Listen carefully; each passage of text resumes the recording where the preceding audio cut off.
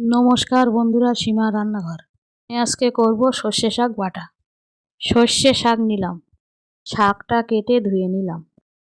পেঁয়াজ নিলাম, রসুন নিলাম, কাঁচা লঙ্কা নিলাম, চিংড়ি মাছ কেটে ধুয়ে নিলাম।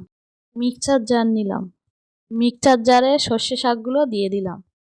কাঁচা লঙ্কা দিলাম, রসুন দিলাম, পেঁয়াজ দিলাম, শাকটা বেটে নিলাম। কড়া বসালাম, সর্ষের তেল দিলাম, কালো জিরে দিলাম, আগে থেকে কেটে রাখা চিংড়ি মাছ দিলাম, লবণ দিলাম, হলুদ দিলাম। চিংড়ি মাছটা ভেজে নিলাম। আগে থেকে বেটে রাখা শাকটা দিয়ে দিলাম, নাড়াচাড়া করে নিলাম।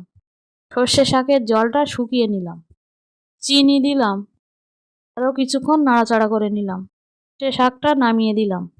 সর্ষে শাকটা ভালো লাগলে লাইক, সাবস্ক্রাইব, কমেন্ট, শেয়ার করুন। ফ্যান্টাস্টিক।